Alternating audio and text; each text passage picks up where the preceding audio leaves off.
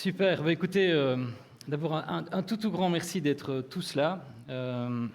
J'ai écouté toutes ces présentations juste avant et je peux vous dire que je vois ça rarement.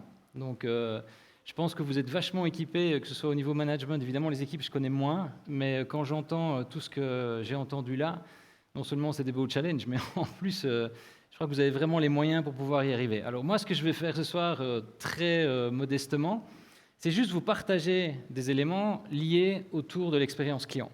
On en parle partout, toutes les boîtes en parlent, vous allez l'entendre partout, on a l'impression que c'est une espèce de mode, on ne comprend pas très bien les enjeux, donc je vais essayer de les clarifier un petit peu. Je vais vous donner aussi une perception de ce qu'est un client. Alors vous allez me dire, on connaît tous les clients, oui, mais vous allez voir que depuis 4-5 ans en neurosciences, on a appris énormément de choses que je vais vous partager aussi. Et puis, je vais terminer par 3 petites choses, il y en a plein qu'on peut mettre en œuvre, mais 3 choses qui, je pense, pourraient déjà vous aider dans les objectifs qui ont été fixés avant. Donc, l'expérience client devient la norme, mais pourquoi, d'après vous, pourquoi est-ce qu'on en parle tellement ? Alors, on peut se dire que c'est une espèce de buzzword et que tout le monde se dit, bah voilà, donc il faut passer à l'expérience client, il y a parfois comme ça des buzzwords qui circulent, sauf que là, on n'est pas face à un buzzword. Il y a une vague de fond, il y a un tsunami qui est occupé à se produire pour l'instant, dont on ne perçoit pas encore tout à fait bien les effets, et que les entreprises commencent à se rendre compte qu'on est obligé de revenir à des basiques. Et les basiques, c'est quoi ? C'est qu'il y a un client. Alors, juste pour vous montrer l'importance, donc j'ai repris simplement le site de IFI, et j'ai regardé économie d'énergie, changer mon chauffage, isoler ma maison, passer au solaire, et j'ai cherché, donc j'ai pris ces termes-là et je les ai passés dans Google. Alors, si vous tapez « faire des économies d'énergie » dans Google, c'est-à-dire ce qu'un client va faire, vous avez 24 millions de résultats. D'accord ? Alors, on continue, on va prendre « changer mon chauffage ». Donc, imaginons d'autres clients qui se disent ça. On se retrouve avec 21 millions de possibilités. On continue avec « isoler ma maison ». Vous voyez où je veux en venir.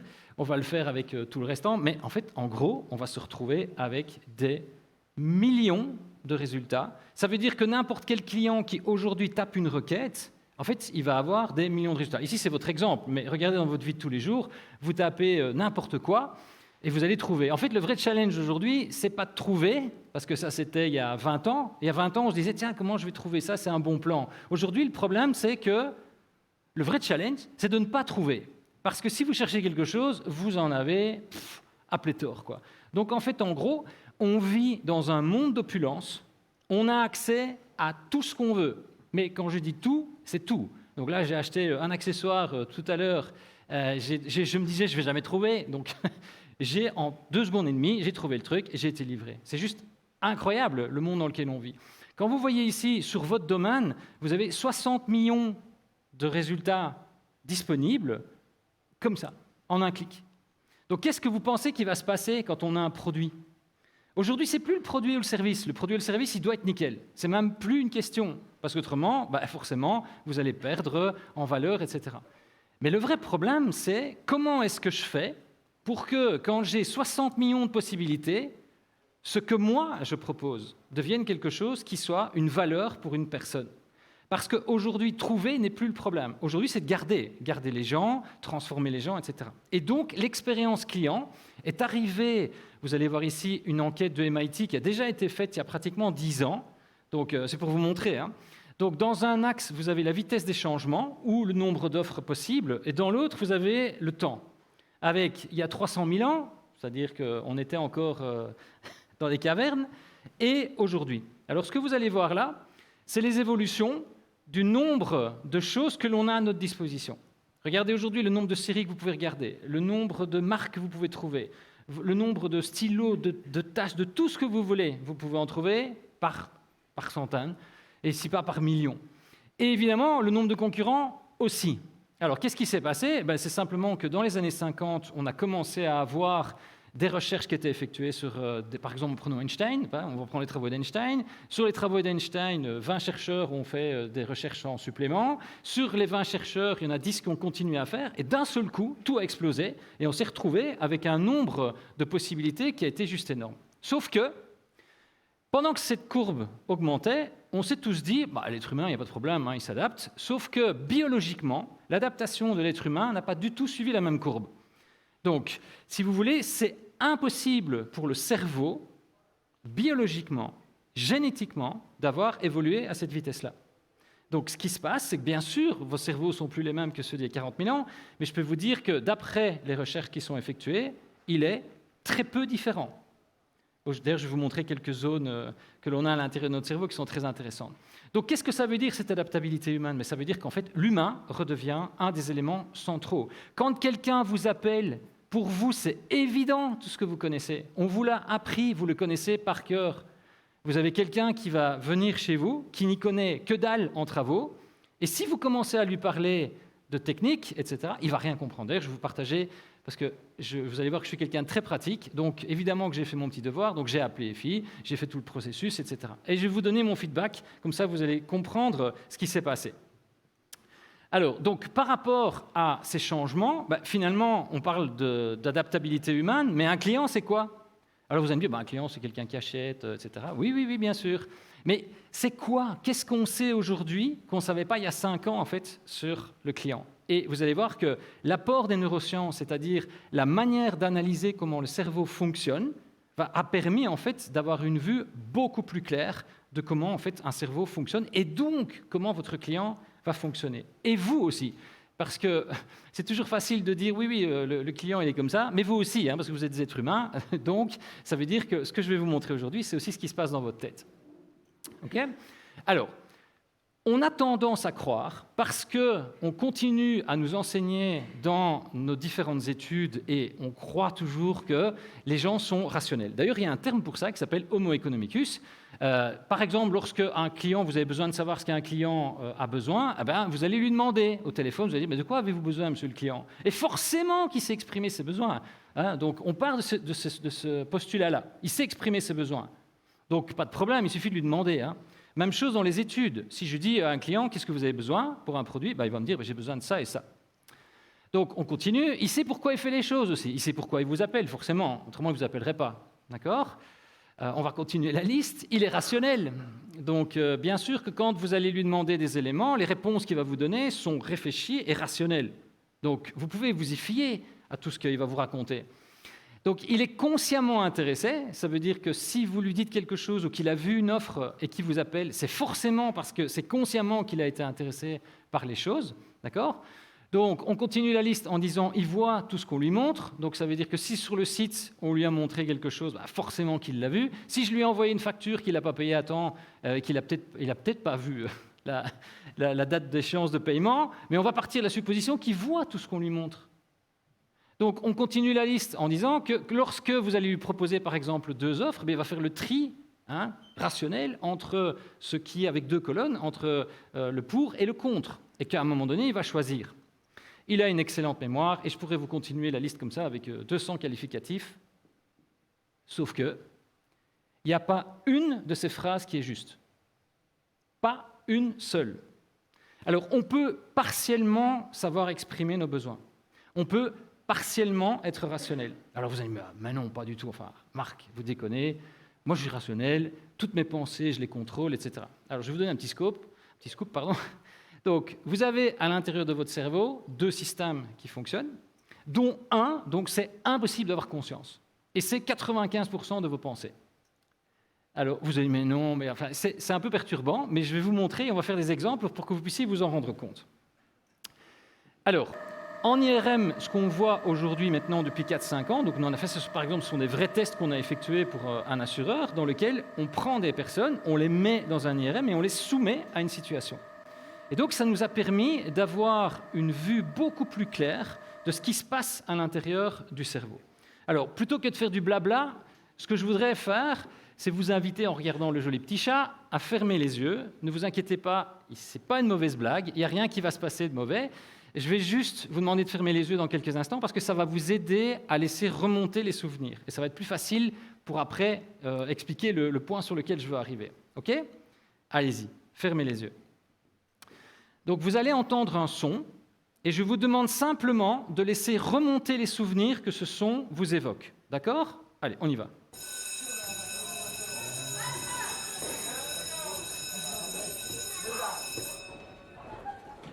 Vous pouvez ouvrir les yeux. Tous ensemble, vous avez pensé à quoi ? Waouh! Combien de personnes me connaissent dans la salle? 0. Et ce que j'ai fait, c'est que je ne vous connais pas et j'ai généré chez vous à 99,99% exactement le même comportement. Alors vous allez me dire, c'est de la magie? Non, ce n'est pas de la magie, c'est très simple. Quel est le point que je veux faire avec ceci? Le premier, c'est que je vais vous montrer les zones qui sont activées dans votre cerveau. Mais le deuxième, c'est qu'il y a moyen, lorsque vous êtes en contact avec un client, d'arriver à construire la réponse que la personne va avoir. À 70%, c'est possible. Donc après, ça demande du boulot, mais vous êtes tous équipés de tout ce qu'il faut pour pouvoir le faire. On va voir tout à l'heure les 3 points qui sont essentiels pour arriver à ça. Mais donc effectivement, vous avez pensé à école. Alors probablement que certains d'entre vous, je ne suis pas dans votre tête, vous êtes probablement vus à peu près à l'âge entre 6 et 10 ans. Certains d'entre vous, j'ai vu plein de sourires, en tout cas sur la ligne de devant, parce qu'avec la lumière, je ne vois rien derrière, de sourires. Pourquoi? Parce que chouette, c'est fini. Donc on peut sortir, et c'est pas chouette, ça recommence. Enfin, moi, en tout cas, c'était pas ça, parce que j'étais plutôt genre dans le fond de la classe, près du radiateur.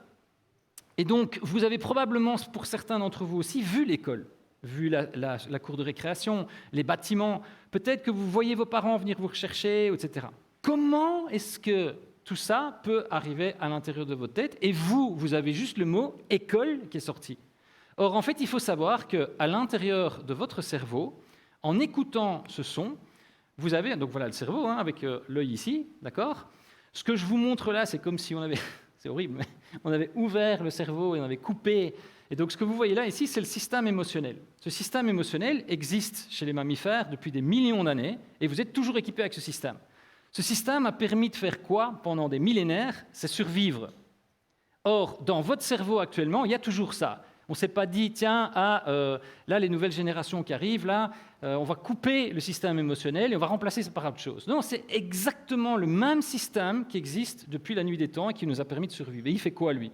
Eh bien, il va essayer de répéter les comportements positifs et éviter les comportements sur lesquels on se prend une claque. Genre, vous êtes occupé à chasser il y a 40 000 ans, vous savez qu'il y en a un dans la tribu qui s'est fait bouffer parce qu'il avait vu quelque chose bouger dans les hautes herbes. Vous voyez les hautes herbes bouger, le premier réflexe, c'est de courir et pas de commencer à réfléchir. Parce que si vous vous dites « Ah tiens, la dernière fois, il y a Bidule Strophe qui s'est fait manger. Oh, on dirait un félidé qui court à peu près à 25 km/h. Donc je pense que comme il a mangé vers 14 heures et que d'habitude, le temps que vous ayez fini votre réflexion, vous êtes mort. » Or, ce système-là, le système que vous voyez là, prend 80% des décisions. Dit autrement, vos clients aujourd'hui, quand ils vous appellent, ils gèrent avec ça. Et vous, quand vous leur répondez, vous gérez avec ça. Alors, c'est très important à comprendre, parce que vous allez voir tout à l'heure là où je veux en venir. Mais ici, par exemple, à l'intérieur du cerveau émotionnel, vous avez ce qu'on appelle des noyaux accumbens. Donc, c'est une anticipation de plaisir. Pour vous expliquer, Netflix, comment ils font pour avoir des séries qui fonctionnent tellement bien, ils font du carpet bombing. Donc, ils investissent un certain nombre de milliers d'euros, enfin de dollars, dans des séries, et puis ils passent ça en scanner, et ils vérifient à la fin de la série quelle est l'activation des noyaux accumbens les plus élevés. Pourquoi? Parce que c'est un prédicteur d'anticipation de plaisir. Donc, si la série était top, qu'est-ce qu'on fait? On met l'argent sur celle-là. Et on ne va pas aller la mettre sur un truc... alors, après, il faut voir l'éthique de ça, etc. On est bien d'accord. Hein, okay? Donc, vous avez aussi le putamen, donc le plaisir immédiat. Donc, imaginons s'il y a des amis fumeurs dans la salle. Si je vous dis fumer, hop, vous allez avoir ici le putamen qui va s'activer. Alors, pour ceux qui ne fument pas, qui aiment bien le chocolat, c'est le même système. Hein. D'accord? On a les globus pallidus, donc c'est le niveau de motivation émotionnelle. Ah merde, il faut encore aller à une réunion. Ah tiens, il y a un truc ce soir d'une heure, je ne sais pas ce que ça va être. Oh, le niveau émotionnel n'est pas top. Quel est le niveau émotionnel de vos clients quand ils vous appellent? Quel est le plaisir immédiat qu'ils vont avoir? À quoi ils vont réagir? Si vous ne savez pas ça, c'est compliqué. La bonne nouvelle, c'est que si on le sait, eh bien donc ça devient beaucoup moins compliqué. Comme avec le son que je vous ai montré, et donc on peut prédire des comportements. Donc ensuite, on a, vous voyez, au-dessus ici du système, on a ce qu'on appelle le gyrus singulaire, donc c'est une espèce de zone. En gros, c'est tout ce qui est lié à vous, je. Alors quand c'est là devant, c'est qu'est-ce que je risque. Quand c'est la zone ici, ce sont des projections dans des situations déjà vécues. Donc vous vous êtes vu petit, d'accord? Alors regardez déjà, vous avez une impression d'école complète, unitaire. Or, il faut savoir que la zone dans laquelle vous vous êtes projeté dans l'école, la zone dans laquelle vous avez souri parce que c'était la fin, ce n'est pas les mêmes zones. Quand on aime bien quelque chose ou qu'on n'aime pas quelque chose, c'est deux zones différentes dans le cerveau. Et pourquoi? Eh bien, tout simplement parce que quand il fallait choisir entre se faire bouffer ou manger, eh bien, il fallait d'abord, pas se faire bouffer, et ensuite, bouffer. Et pas inverser l'ordre, parce qu'autrement, on ne terminait pas la journée. Donc, mais aujourd'hui, ces mécanismes-là sont toujours là. Et donc, on continue notre petit travail dans votre cerveau. Vous avez aussi probablement vu, pour certains en tout cas, les espaces d'école, etc. Donc la familiarité avec des objets que vous connaissiez, où ça se trouvait, etc. Voilà, ici, avec un seul son, toutes les zones qui sont activées. Alors la bonne nouvelle, c'est qu'on sait aujourd'hui les 180 fonctions cérébrales qu'il y a à l'intérieur du cerveau, et pour être très transparent, si un jour on connaîtra ça sur le cerveau, avec ce que je vous montre, on en connaît ça. Mais déjà ça permet de faire beaucoup plus de choses que ce qu'on peut voir habituellement. Et dans vos techniques à vous, que ce soit de la vente, que ce soit du service après-vente, même que ce soit de la compta, on le verra tout à l'heure, c'est important de comprendre, en fait, d'avoir une connaissance accrue de vos clients. Et pas de dire « il a tel âge, il a tel revenu, etc. » Ça, c'est facile à trouver. Par contre, c'est qu'est-ce qui le motive ? Qu'est-ce qu'il a à l'intérieur de son esprit quand il vous contacte ? Et il y a moyen... Vous allez me dire, oui, mais non, mais chaque client est différent. On est bien d'accord quand même, vous êtes tous différents, et heureusement d'ailleurs. Par contre, ce que je peux vous dire, c'est qu'à 99,99%, vous avez exactement tous les mêmes fonctions au même endroit. Et que, alors que je ne vous connais pas, avec un stimuli, j'ai eu 99% de même réponse. Donc, ça veut dire qu'en connaissant mieux le client, on peut influencer sur la manière dont il va percevoir ce que vous dites. Et on va voir tout à l'heure 3 exemples ou 3 techniques que vous pouvez utiliser. Alors, si on n'est pas des Homo economicus, on est quoi? Eh bien, on est des Homo sapiens. Alors, Homo sapiens, il a aussi des caractéristiques, mais qui sont moins sexy et où on a tendance à dire « non, c'est pas possible, c'est pas vrai ». 97% de ce que vous voyez est flou. Donc, quand quelqu'un arrive sur vos sites, 97% de ce qu'il va regarder est flou. Je dis « mais Marc, moi je vois net partout ». Alors, on va faire un petit test, d'accord? Vous fixez le 7 de 97. Imaginez, vous avez une crampe oculaire. Impossible de bouger votre œil. Du 7 qu'il y a là. Ne me regardez pas moi, regardez le 7. D'accord? Vous ne savez plus bouger ni votre tête ni vos yeux. Je sais que c'est inconfortable, mais essayez de rester. D'accord? Maintenant, je vais vous poser une question. Ne bougez pas vos yeux du 7. Quelle est la couleur des yeux du gars à gauche? C'est flou. Ouais? Bougez maintenant pour avoir la réponse. Vous allez sur ses yeux à lui là. D'accord? Vous ne bougez pas, clac, vous avez de nouveau une crampe oculaire, impossible de bouger vos yeux. En ne bougeant pas vos yeux des siens, essayez de lire le 3e mot de la 2e ligne qui est là. C'est flou. Alors, on a une impression que tout est net, parce qu'en fait, on bouge à l'intérieur, et qu'on prend des informations, et que tout ça se passe en millisecondes. Mais c'est la réalité. En fait, votre cerveau prend des informations en fonction de ce qui l'intéresse. Donc, ça veut dire que si on vous fixe des objectifs dans l'entreprise, c'est ça qui va être important pour vous. Et la grosse difficulté quand on fait l'expérience client, c'est de se dire, je sais comment je fonctionne, je sais comment demander un objectif, mais pour y arriver, ce n'est pas me concentrer sur ça que je dois faire, c'est me concentrer sur le client. Et on va voir tout à l'heure un peu comment faire. Okay? Donc, je continue la petite juste pour que vous ayez quelques infos. Donc là, toutes ces pensées qui se sont assemblées tout à l'heure quand vous avez dit école, c'est venu comme ça. D'accord? Alors, on va faire un deuxième petit exercice. Essayez de laisser venir l'image. D'accord? 2 plus 2. Et vous avez vu le 4.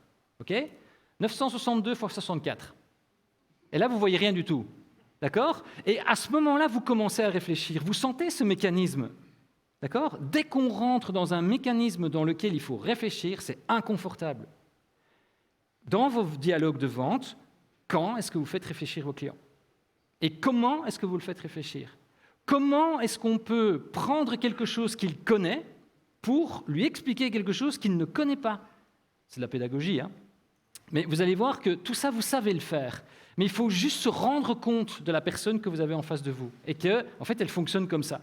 80% de ces décisions sont basées sur des informations émotionnelles. C'est pour ça que, par exemple, quand les équipes de vente, je ne sais pas où ils sont, mais les équipes de vente, quand vous avez des gens et qu'ils hésitent, qui vous disent « oui, mais non, mais ah », ou qui continuent à vous poser des questions, ce n'est pas parce qu'ils n'ont pas compris, c'est parce qu'ils ne savent pas décider. Et comme je vous l'ai montré tout à l'heure, il y a tellement de possibilités que le vrai problème qu'on a aujourd'hui, c'est de choisir. Regardez, on en parlait tout à l'heure en souriant, mais regardez aujourd'hui dans des boîtes, le nombre de gens qui quittent des boîtes au bout d'1 an ou 2. Pourquoi? On a tellement de choix. Et le problème, c'est qu'en même temps, c'est très difficile de trouver ce qu'on veut. Donc, votre job, c'est quelque part d'aider le client à aller beaucoup plus loin dans sa démarche. Le client va avoir 70 000 pensées par jour. Vous en avez 70 000. Et pourquoi est-ce que, même si vous êtes très bavard et que vous parlez à votre conjoint ou tout à l'heure, vous arriverez peut-être à en dire 100 des choses que vous avez fait en une journée. Pourquoi ? Parce que 95% des pensées sont non conscientes. Alors là, on n'est pas du tout dans le même profil que l'autre, qui est rationnel, qui fait ses petites colonnes. Et alors, à la limite, c'est même énervant quand on pense qu'il est comme avant, parce que je me dis, enfin, mais il est con, quoi. Je viens de lui expliquer ça, il n'a rien compris. Mais non, c'est juste qu'en fait, vous pensez qu'il est rationnel. Vous pensez qu'il sait. Et donc, non, en fait, il ne sait pas. Et donc, toute l'idée, c'est d'arriver, avant d'être en contact avec un client, peu importe comme moi j'ai fait avec vous, c'est quoi 70% des choses communes à tous vos clients? Le jour où vous avez cette information-là, peu importe quel appel téléphonique vous allez avoir, c'est comme si vous arrivez dans une soirée, vous connaissez personne et vous savez parler avec personne. Ou je vous briefe sur les gens qu'il y a dans la salle et je vous dis, ils sont comme ça, ils aiment bien ça, ils aiment bien ça. Qu'est-ce qui va être plus facile? Je vous ai briefé sur la personne que vous allez rencontrer. Eh bien, ici, c'est le même principe en expérience client. Au plus vous allez être briefé sur la manière dont le client va fonctionner, au plus vous allez être efficace. Alors, qu'est-ce qu'une expérience? Maintenant, on a vu client dans expérience client, mais il y a quand même le deuxième mot. Alors, ce qui est intéressant, c'est que, comme je vous le disais tout à l'heure, les entreprises disent 90%. Alors, l'expérience client, CX, Customer Experience, l'expérience client est stratégique. C'est super important. Et eux pensent, quand on leur demande, à 70%, qu'ils offrent une expérience gratifiante et que les clients sont contents, etc. Et quand on voit de l'autre côté, 80% des gens disent que les boîtes qui pensent que l'expérience client est stratégique ne les comprennent pas. Si, mais c'est quand même, enfin, c'est pas faire ça. Moi, je sais pas faire des grands écarts, mais c'est vraiment faire comme ça, quoi. Donc, et vous avez 51% des gens qui vont passer à la concurrence. Alors, la bonne nouvelle, c'est que quand ils passent à la concurrence, ça va pas être spécialement meilleur que chez vous. Mais l'idée, c'est quand même de se dire à un moment donné, comment est-ce qu'on fait pour éviter que ces gens ne vivent ces situations-là. Alors, j'ai fait un petit test. Alors ici, vous ne pouvez pas le faire avec un papier, mais essayez de le faire. Essayez de vous représenter, occupé à dessiner sur une feuille blanche un billet de 5 €. Je vous laisse quelques secondes, d'accord? Essayez dans votre tête, vous pouvez aussi fermer les yeux si c'est plus facile. Vous voyez, vous avez un crayon en main, vous avez une feuille blanche, dessinez un billet de 5 € de mémoire. OK? Ce que je vous montre là, c'est le dessin le plus abouti que j'ai eu en faisant des milliers de tests similaires. D'accord? Ensuite, ce que j'ai demandé aux gens, c'est que je leur ai montré un vrai billet de 5 €, et donc je leur ai demandé de faire le même exercice, mais cette fois-ci en visualisant le billet. Et voilà le dessin de la même personne. D'accord? Alors la question c'est, vous utilisez quand même des billets de 5 € tous les jours, donc pourquoi est-ce que quand vous devez vous souvenir d'un billet de 5 €, qui est quelque chose que vous utilisez tous les jours, pourquoi est-ce que vous retenez juste un rectangle avec un 5 dedans? Parce que tout le reste, vous n'en avez pas besoin. Et que votre cerveau, ce qui stocke, c'est ce qui est favorable à vous et pas ce qui est défavorable. À quoi ça sert de savoir que c'est marqué dans toutes les langues? OK, après, c'est peut-être pour la falsification. Mais en attendant, c'est comme ça. Alors, l'idée, c'est... Les idées clés qu'il y a derrière ça, c'est ce que nous pensons que le client pense et la réalité de ce qu'il pense, ce n'est pas du tout la même chose. Alors, il y a deux possibilités. Soit je m'en fous, soit je me dis, mais qu'est-ce qu'il pense avant de m'appeler? Qu'est-ce qu'il pense avant de m'appeler? Qu'est-ce qu'il pense avant d'aller sur le site? Et il y a des techniques pour arriver à obtenir ces informations. Mais imaginez que vous soyez armé de ces techniques-là. Deuxième chose, c'est qu'il y a une grosse différence entre une intention exprimée par quelqu'un et la réalité de ses comportements. 97% des Français, chaque année, début d'année, se disent « moi, je vais changer ma vie ». Vous savez combien de gens arrivent au bout de leur changement? 2%. Alors, soit je me dis je me base sur les 97%, soit je me dis je vais d'abord aller regarder ce qu'ils font vraiment, et puis je vais travailler là-dessus. Je vais travailler sur la réalité de leur comportement et pas sur leur intention. Un client peut dire « ah oui, ça m'intéresserait, oui. Une offre comme ça, oui, ça c'est vraiment bien ». Par exemple, là on travaille pour un groupe cosmétique pour l'instant, ils ont investi des millions d'euros dans une machine pour faire des capsules, avec des crèmes, etc. Ils ont demandé aux clients, et tous les clients trouvaient ça génial.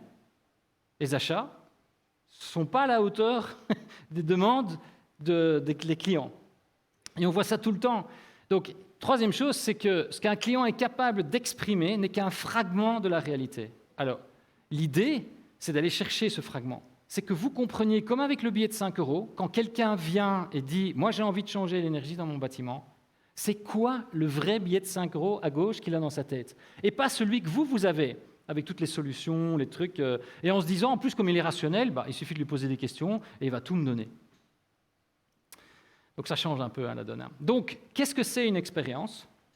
Quand vous mesurez une expérience, c'est ce que le client pense qu'il va vivre en vous appelant. Et pourquoi pensez-vous qu'il va taper avis FI dans Google? Pour se faire une idée ici, pour anticiper l'expérience qu'ils vont avoir avec vous. C'est ça qu'ils font, hein. C'est ça que vous faites quand vous allez regarder un hôtel ou n'importe quoi. C'est ça que vous faites, c'est que vous construisez votre expérience anticipée. Et ensuite, vous allez entrer en contact, soit par l'achat du produit, soit dans ce cas-ci, les clients rentrent en contact avec EFI, et ils ont ce qu'ils vivent dans l'instant avec vous. Mais ce qui compte le plus, c'est pas ça. C'est très important, hein, ce qu'ils vivent avec vous, hein. Mais ce qui est très important, c'est de comprendre ça, surtout. Qu'est-ce qu'il a dans la tête avant de venir? Parce que l'expérience client, c'est quoi? C'est la différence entre les deux. Par exemple, je vous parle d'un resto absolument extraordinaire, vous ne l'avez jamais vu, et je vous dis « Waouh, terrible, génial et tout ». Qu'est-ce que je fais? J'augmente votre expérience anticipée.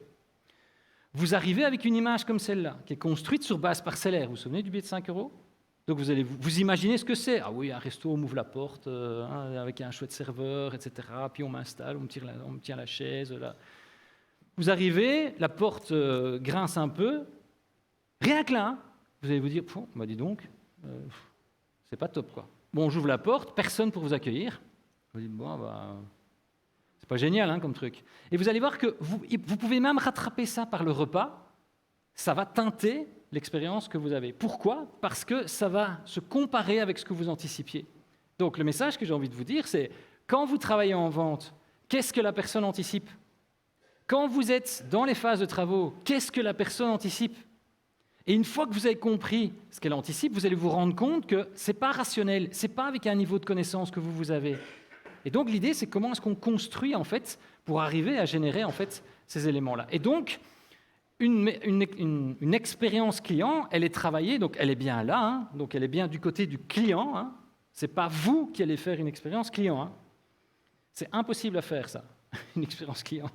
Par contre, ce qui est possible à faire, c'est si je connais bien l'expérience anticipée, je peux donc, dans mon organisation, comprendre les leviers pour arriver à.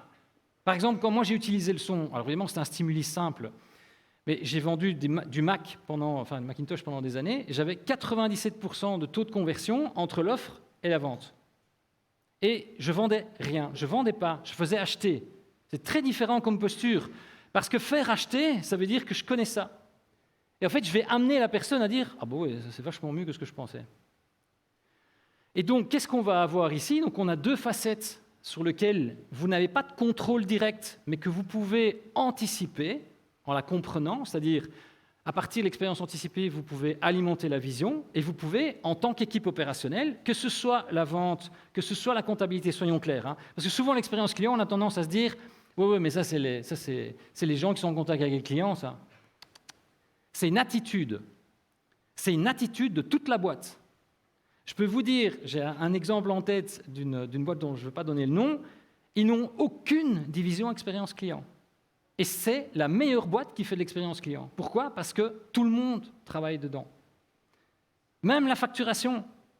À chaque fois, ils se disent comment est-ce que je fais pour... Même le bête geste d'envoyer la facture, qu'est-ce que je mets dessus, comment je le mets, comment... Tout ça est réfléchi et ce n'est pas très compliqué. On en fait tout un truc compliqué. Alors, ce qu'il y a de compliqué et plus compliqué, c'est d'aller chercher ça. Ça, oui. Mais une fois que vous avez ça, ça me semble assez évident à travailler. Alors, maintenant, on va voir, avec ces deux données-là, vous avez vu un petit peu ce qu'est un client. Alors, on pourra en parler pendant des heures, mais voilà. Et en gros, vous avez vu, c'est des activités neuronales 95% et non conscientes. Une expérience client, c'est qu'est-ce que j'anticipe, qu'est-ce que je vis, et c'est la différence entre les deux. Et maintenant, que font les meilleurs pour être les meilleurs dans ce domaine-là?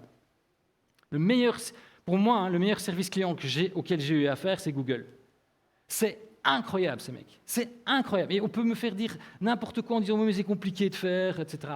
Ces types, à chaque fois que je les ai en ligne, à chaque fois j'ai l'impression de vivre un truc qui est juste magique, quoi. Or, c'est quand même chaque fois un problème sur Google Suite ou un truc. Hein, donc, et comment est-ce qu'ils font? Alors, la toute première chose qui est importante, c'est la connaissance avancée des clients grâce à une technique qu'on appelle l'avatar. Vous connaissez, c'est pour ça que j'ai mis le film, hein, l'avatar. L'idée, c'est quoi? C'est d'aller chercher tous les éléments pour que vous puissiez entrer, entre guillemets, en fusion identitaire avec vos clients. C'est-à-dire qu'avant que le client n'appelle, vous pouvez, quelque part, en partie, vous projeter à l'intérieur de son quotidien. Alors évidemment, on n'est pas dans un monde de bisounours, hein, donc vous n'allez pas pouvoir d'un seul coup faire ce qu'on voit là. Mais imaginez que, comme je vous le disais tout à l'heure, vous êtes dans une soirée et je vous briefe sur la personne que vous avez en face de vous. C'est beaucoup plus simple, hein, pour entrer en contact avec elle. Vous allez pouvoir avoir des sujets de discussion, vous allez pouvoir mieux comprendre ce qu'elle raconte, etc. D'accord? Donc, ces boîtes, donc comme Apple, Google, etc., qu'est-ce qu'ils font? Ils partent du client. Les deux boules de gauche là qu'on a vues, c'est important, c'est essentiel, mais ce n'est pas le client. Et souvent, ce qui se passe, c'est que les deux boules de droite, allez, franchement, regardez le nombre d'équipes qui est là, vous levez simplement la main. Qui a vu un vrai client? Voilà, il y a, je ne sais pas, 5, allez, mais imaginons un 10 mains levées.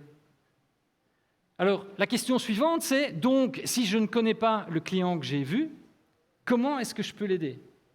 Alors, le problème, c'est qu'effectivement, comme on disait tout à l'heure, Audrey disait, ah bah, mais tiens, s'il y a un client qui est mécontent, c'est pas sympa, hein, parce que... Alors évidemment, quand il arrive mécontent et que vous n'avez pas les informations, qu'est-ce qui se passe?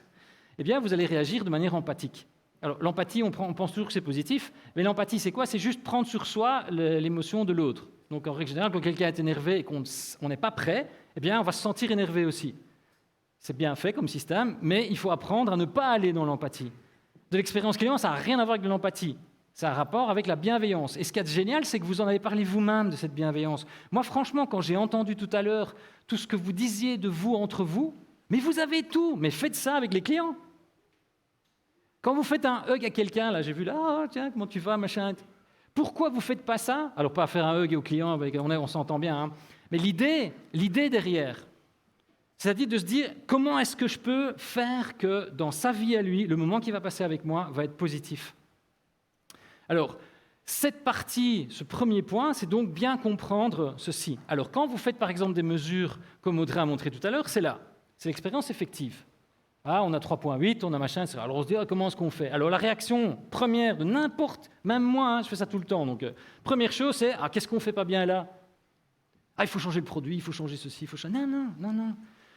Si le gars a dit 3,8 là, c'est parce que ce qu'il a vécu là ne correspond pas à ce qu'il anticipait là. Mais donc, qu'est-ce qu'il anticipe là?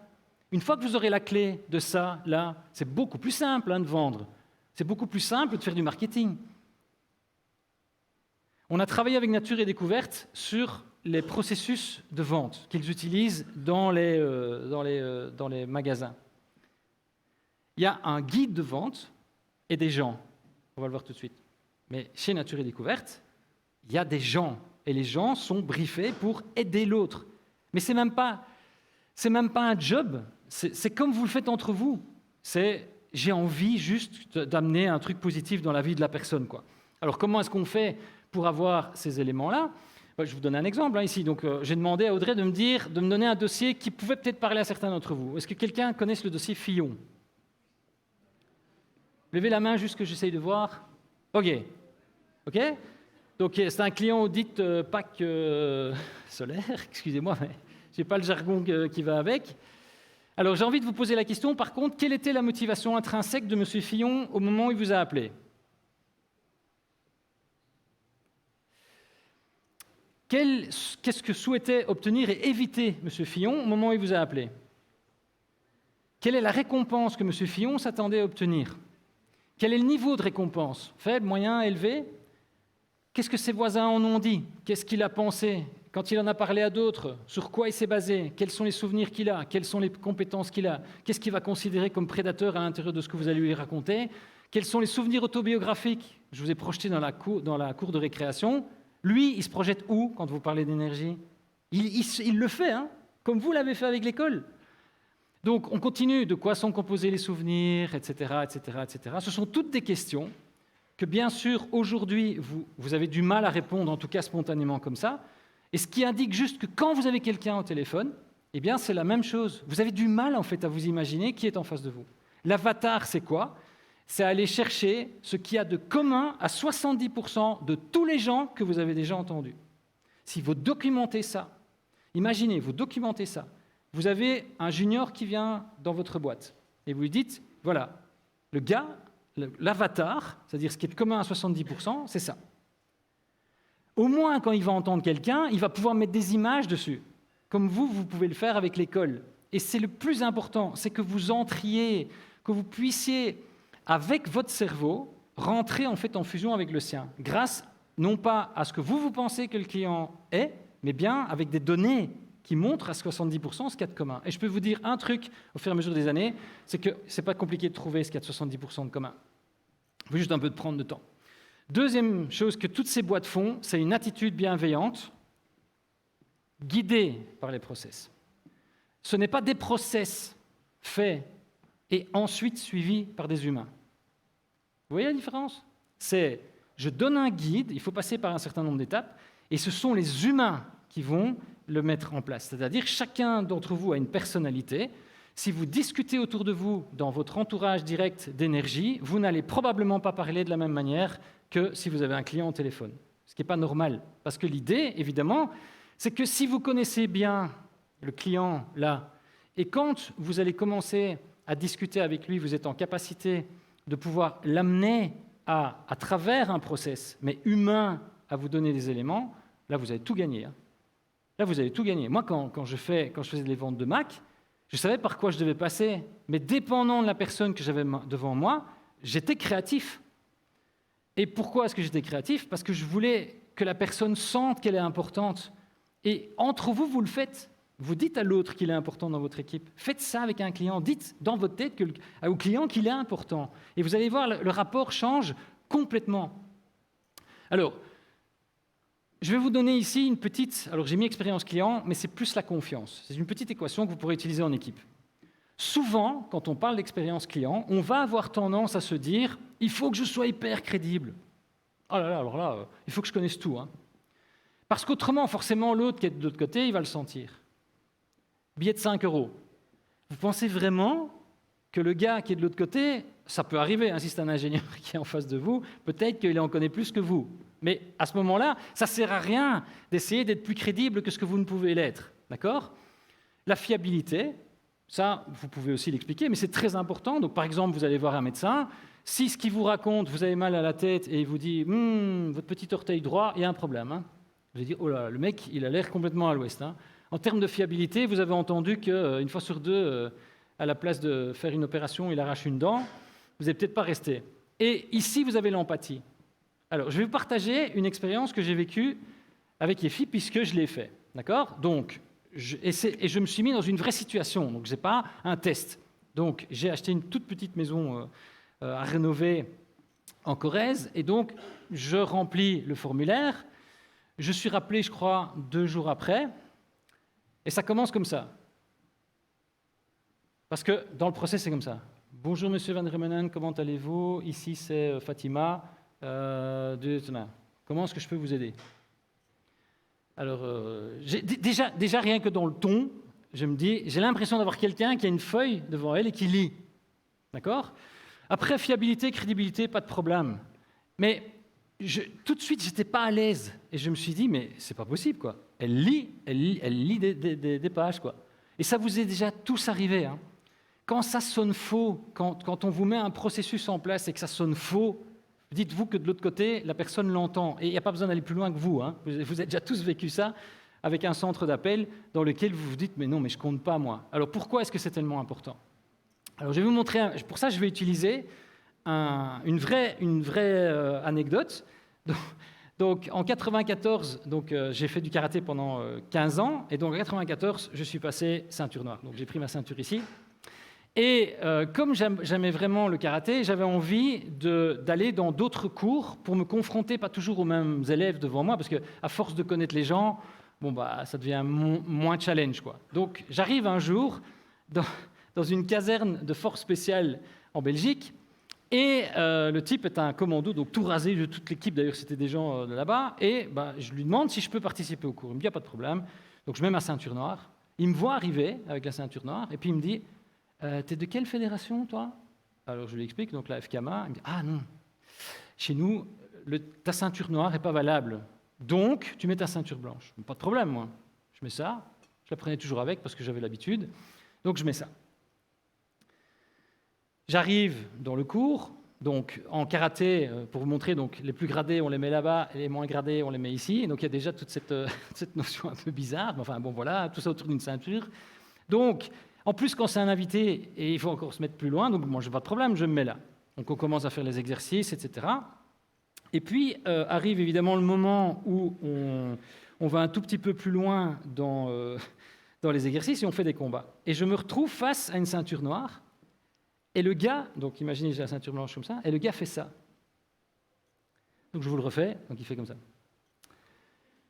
Ok, pas de problème. Donc je me mets en position, donc j'attends.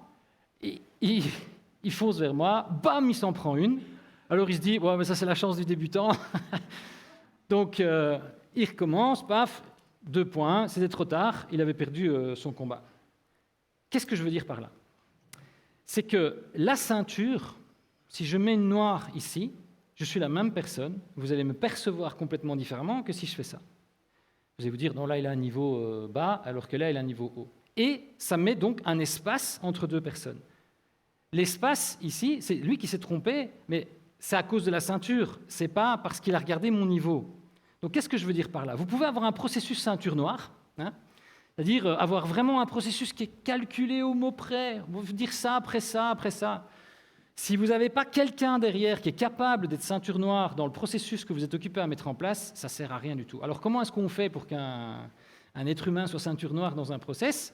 D'abord, on ne lui met pas de ceinture, hein, donc on évite de mettre une ceinture pour pas que... Parce que imaginez, je mets une ceinture noire à quelqu'un d'entre vous qui n'a jamais fait de karaté, et vous en prenez une, vous allez me dire à moi, oui, mais c'est toi qui m'a donné une ceinture noire. Donc, mettez pas de ceinture. Et la deuxième chose, c'est que vous pouvez être ceinture noire, dans votre personnalité.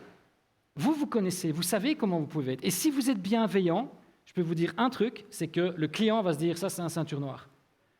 Et c'est beaucoup mieux de dire à un client, je ne sais pas, attendez, je vais me renseigner, parce que là, évidemment... Comme c'était quelqu'un, je pense que j'ai eu quelqu'un qui était un peu newbie dans le business. Alors chaque fois, attendez s'il vous plaît, je demandais à mon manager. Waouh, la claque, parce que moi j'attends. Donc expérience attendue, je me dis, c'est quand même pour mon énergie, etc.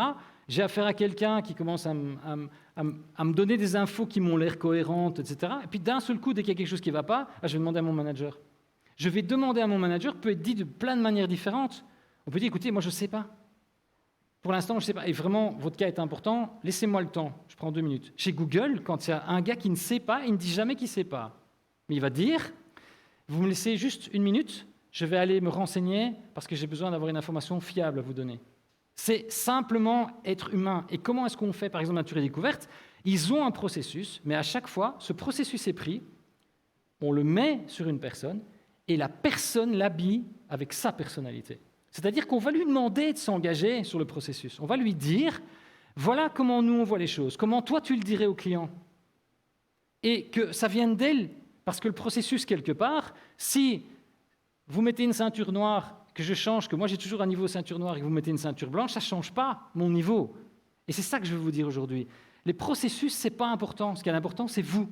Parce que c'est vous qui allez faire la différence. Et donc, ici en dessous, vous avez en fait la division de tout ce qui est ici au-dessus par la bienveillance. Alors, je vous le fais rapidos. Vous allez voir ici. Donc, imaginons que j'ai 15 points. Alors, attendez, je vais juste revenir en arrière pour que vous voyez bien. Donc, ça va de 1, pas crédible, à 5, totalement crédible. Fiable, pas fiable, à totalement fiable. Distant ou très proche. Imaginons, vous cartonnez surtout, là. Vous êtes hyper crédible, hyper fiable. Et, en tout cas... Dans le contact que vous avez avec la personne, vous dites son nom, son prénom, enfin tout ce qu'on vous a dit de dire qui semble être important pour que la personne soit à l'aise. Sauf que si vous divisez tout ça par « je me contente de suivre le processus », vous pouvez avoir 15 points là-bas en haut, vous divisez tout par 5 et vous avez un indice de 3. Imaginez la frustration que ça peut être pour vous tous de dire J'ai passé un temps, j'ai donné plein d'informations, j'ai été fiable, j'ai vraiment fait attention à essayer d'entrer en empathie avec la personne. S'il n'y a pas la bienveillance et que vous vous contentez de suivre le processus, vous allez avoir ceci. Ça ressemble à des banques. Hein. Le système bancaire et d'assurance a un gros problème parce que, qu'est-ce qui se passe? Eh bien, les boîtes investissent majoritairement sur le numérateur de l'équation. Rendre les gens fiables, rendre les gens crédibles, rendre les gens empathiques, etc. Ce n'est pas le problème. Il vaut mieux avoir 12 points en haut et n'avoir que 1 en bas, parce que là, vous allez être à x4 par rapport à quelqu'un de normal. Et vous allez voir qu'en vente, ou en service client, ou en suivi de chantier, ça fait toute la différence. Alors que si je cherche à faire la différence dans la journée de la personne, c'est-à-dire que je fais vraiment attention à ce que la personne a besoin, mais je peux avoir 15 points. Et là, vous avez déjà, par rapport à tout ce que j'ai vu tout à l'heure, cette équation-là, c'est quelque chose que vous pouvez travailler. Et ça, ici en bas, c'est vous. C'est vous, ça. Ce n'est pas la ceinture noire. La ceinture noire, elle est là au-dessus, là. C'est vous. Et vous, vous êtes vous. Et donc, ça a une valeur. Et c'est beaucoup plus important d'avoir quelqu'un. Moi, j'ai déjà eu des gens qui étaient beaucoup moins fiables, beaucoup moins crédibles, mais qui avaient une bienveillance énorme. La réaction que j'ai eue, c'est de me dire, ah ben, super, quoi. Franchement, là, je me suis senti écouté. Il a vraiment cherché à trouver une solution de manière créative. Alors, vous allez me dire, oui, mais je vais juste quand même vous expliquer. L'empathie, vous allez entendre parfois, il faut être empathique avec le client. Vous vous souvenez, c'est en haut à droite dans l'équation. L'empathie, c'est orienté vers soi.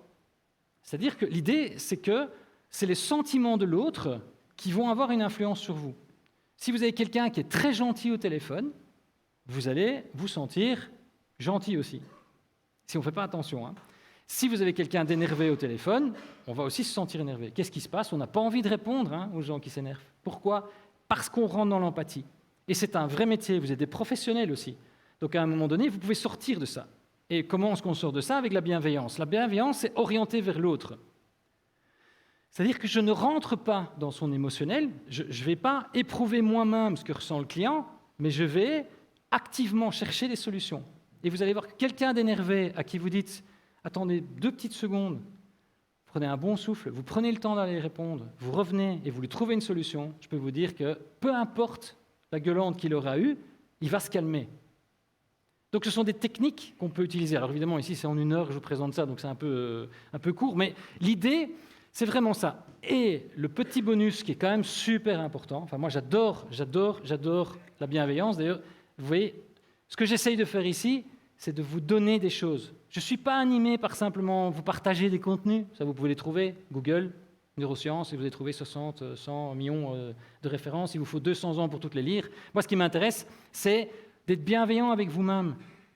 Si vous n'êtes pas d'accord, ce n'est pas grave. En attendant, ce que je fais, c'est de me dire que je veux activement trouver des solutions avec vous. Et vous savez ce que ça fait? Pourquoi je le fais aussi?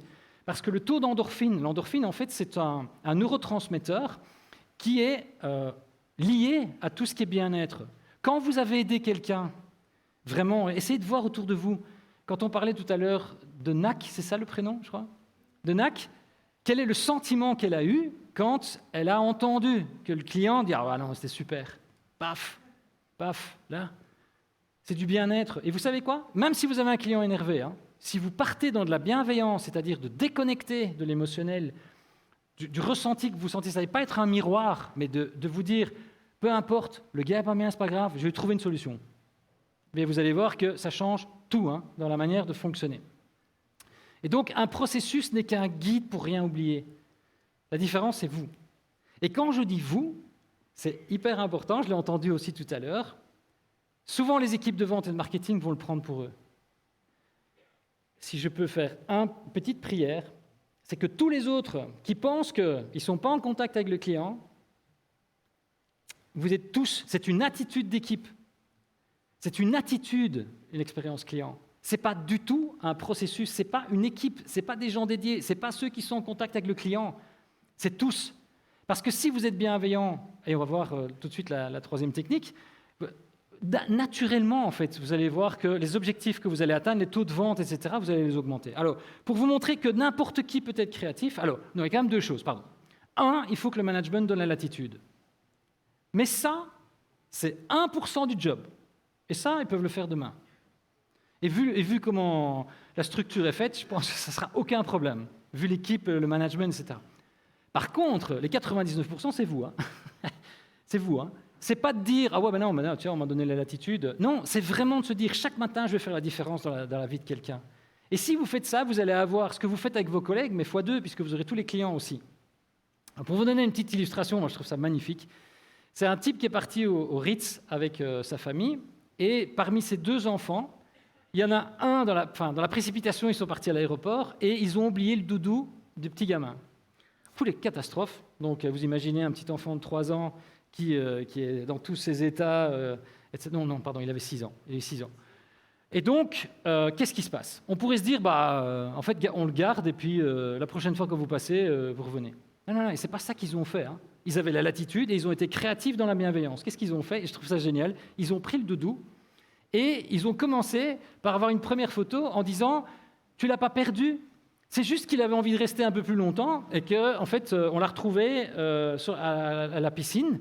Alors, ils ont continué. Ça, c'est évidemment les gens qui sont responsables de la piscine.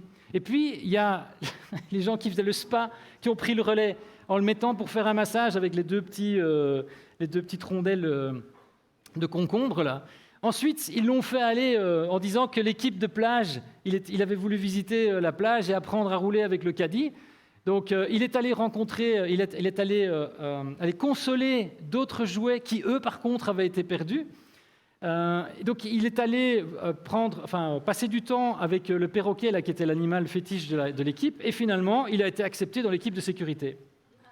Ils ont pris tout ça, ils ont fait un reportage photo, ils ont renvoyé le doudou. Le gamin, il s'est dit, mais mon doudou, mais c'est Superman, quoi.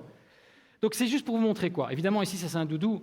Mais vous, dans vos appels téléphoniques avec les clients, la créativité que vous pouvez avoir dans la manière d'être avec eux, ça vient de l'intérieur. Et si vous vous dites que vous voulez vraiment faire la différence dans sa journée, je peux vous garantir une chose, c'est que vous y arriverez.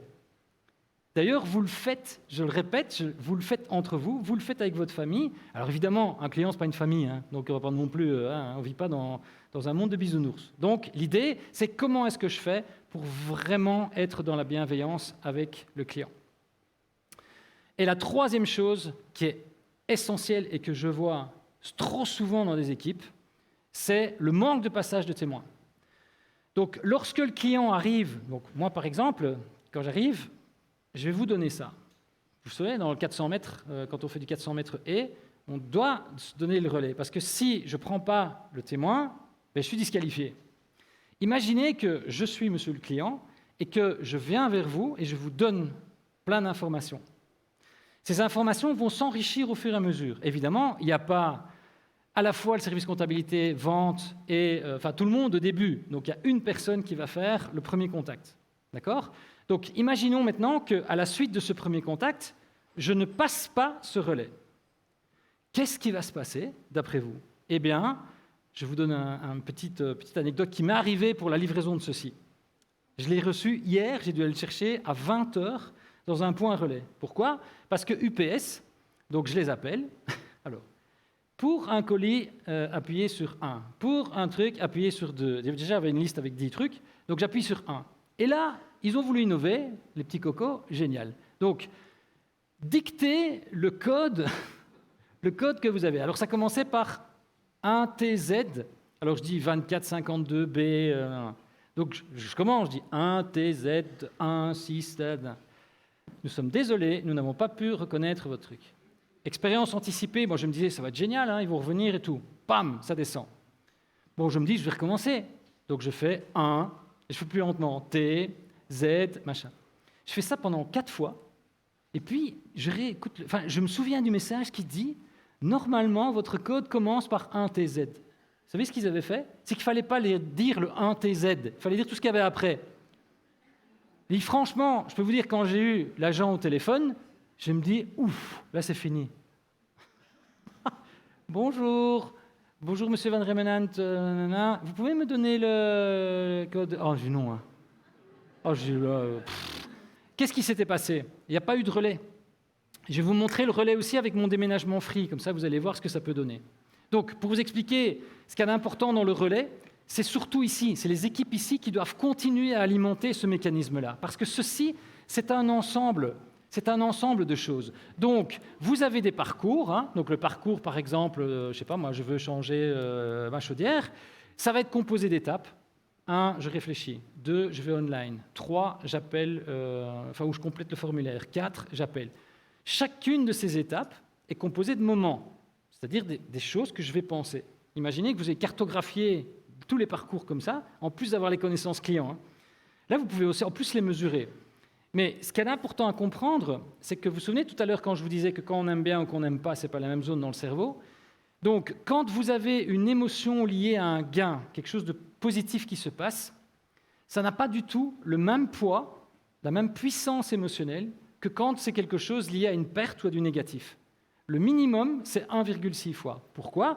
Parce qu'imaginez que je sois à 50%, c'est le coup du tigre tout à l'heure, il ne faut pas que j'hésite. Il vaut mieux que je ne perde pas que je gagne. Donc, alors qu'est-ce que ça a comme impact? C'est qu'à chaque fois que vous avez un moment qui ne se passe pas bien avec un client et qui repart avec une impression de quelque chose de négatif, il faut presque 2 fois un travail positif pour arriver à le récupérer. Et donc, ça donne une mesure que vous pouvez d'ailleurs utiliser, parce qu'ici, je vous ai mis des cotes pour que ce soit plus pratique pour vous aussi. Quand vous avez, par exemple, un super, c'est plus 2. Mais si on prend le même niveau ici, en dessous, là, vous voyez que c'est moins 3,2. Donc, quand on a un truc qui descend, et ça arrive tout le temps, donc faut pas, c'est normal aussi que ça arrive, mais il faut absolument éviter sur des trucs faciles, tout ce qui est simple à modifier, il faut le modifier, et dont un des éléments qui est le transfert. Donc, qu'est-ce qui se passe? Je vais vous montrer ici donc, mon transfert de free. Donc, j'étais en location, j'achète une maison, je me dis, Internet pour moi c'est vital, donc je commence à chatter. J'avais déjà un abonnement free, j'étais client. Et franchement, mon expérience avec eux était très bon. Franchement, tout s'est super bien passé à l'installation, etc. Donc, je commence à chatter avec je ne sais pas qui me dit, il n'y a pas de problème, M. Van Remenant, 7 jours, on vient vous installer le truc. On était, je crois, début décembre, un truc comme ça. Donc, je me dis, écoute, c'est génial. Franchement, le chat en ligne, bien, franchement, c'était nickel. Ça aurait pu encore être avec certains éléments, mais c'est déjà super. 4 jours après, un centre d'appel qui, lui, 0, il n'a pas reçu ça, lui. Donc, il me dit bonjour, pouvez-vous me donner votre identité, blablabla. Je dis mais j'ai rempli mon numéro de client. Ah oui, mais c'est pour vérifier, etc. Enfin bref. Et puis il me dit vous êtes disponible quand dans 3 semaines? Je dis écoutez, non, moi on m'a dit 7 jours. Ah, ça, moi, c'est pas moi qui ai dit. Donc je dis mais vous avez quand même un dossier? Ah non, nous on voit rien. Donc effectivement, c'était un centre d'aide qui était externalisé à l'entreprise et qui donc, c'était encore plus compliqué à les briefer parce qu'en fait, ils n'ont pas tout ça. Donc, en gros, mon expérience là est hyper décevante. Regardez bien, je passe d'un 1 à un moins 8 avec juste un manque de transfert de relais parce qu'il m'aurait juste dit « Ah, mais oui, je vois que vous avez été en contact avec ». À la place d'être hyper décevant, ça aurait peut-être été... Bon, c'est bof, quoi. Franchement, c'est bof, quoi. Mais vous voyez comment on peut travailler ça. Là, il n'y a pas eu de passage de relais. Ensuite, je reçois un mail véridique qui me demande « Vous voulez évaluer la... » Oh, non. Je dis « Mais allez, sérieux, c'est pas possible, quoi. » Le gars là, il m'a entendu. Je lui ai dit « Mais attendez, monsieur, je sais que c'est pas de votre faute, mais moi, j'ai besoin d'avoir Internet. » Il aurait pu remonter une information en disant « Tac, tac, red alert. » Pourquoi aller envoyer un truc comme ça à quelqu'un? Parce que c'est un process. C'est un process. Et toutes les boîtes font des process en pensant que l'expérience client, c'est ça. L'expérience client, c'est vous. C'est les gens. Si on avait donné la latitude au gars là de me trouver une solution, il l'aurait trouvée. Finalement, le technicien arrive et lui, il me cherche toutes les solutions possibles. Il m'a fait passer la fibre par un ancien câble dans le jardin qui passait. Il a passé 4 heures, le type. Je lui ai même offert un bon pourboire, là, en disant, écoutez, franchement, c'était génial. Mais en attendant, regardez bien, j'étais à une expérience qui était bonne à très bonne, et malgré le fait d'avoir 2 personnes ici qui m'ont fait vivre un moment, enfin, j'ai eu 2 moments positifs, qu'est-ce qui s'est passé? Je me retrouve avec, globalement, aujourd'hui, si je dois parler de free, je ne suis plus du tout dans le même état d'esprit que avant. Et imaginons, NAC fait un travail de vente incroyable, puis derrière, le client doit attendre pendant 3 semaines. C'est rien, de nouveau, c'est rien s'il doit attendre. Hein. Même s'il n'est pas content au téléphone, je peux vous le dire. Parce que les meilleures opportunités que vous allez avoir, c'est avec des clients pas contents. Hein. Alors là, si vous voulez faire de la bienveillance, le mieux, c'est avec des clients qui sont pas contents. Parce que alors les contents, ça c'est facile. Hein. Parce que forcément, vous entrez en empathie. Ah, il est gentil, lui. Hein. Ah, lui alors là, je vais le servir, celui-là. Hein. Alors que le type qui a l'air remonté, je peux vous dire que celui-là, si vous lui trouvez une solution, le mec, il va en parler partout, quoi. Et là, de nouveau, pas de transfert de relais. Donc, le bâton, en fait, ça, c'est pas juste un bête relais qu'on transfère, c'est que c'est la somme de ce que le client vous a confié. Et donc, si vous l'avez pas, c'est pas normal. À un moment donné, il faut se dire, attends, moi, j'ai pas les infos. Comment est-ce que je peux faire? Et c'est chacun d'entre vous qui va avoir un moment. Donc, quand je disais tout à l'heure la facturation, quand on envoie une facture, c'est un moment. Hein. Comment ça se passe? Quel relais vous avez? Comment est-ce que vous allez l'envoyer? Est-ce qu'il n'y a pas moyen d'être créatif pour que cette facture soit perçue comme quelque chose d'important, mais en même temps, pas une punition. Hein? Donc, pour résumer ce qu'on a vu là, donc en gros, vous avez 3 techniques de base faciles. C'est la connaissance avancée des clients grâce à l'avatar, l'attitude de bienveillance et pas les process, et le passage de témoins du début au milieu à la fin.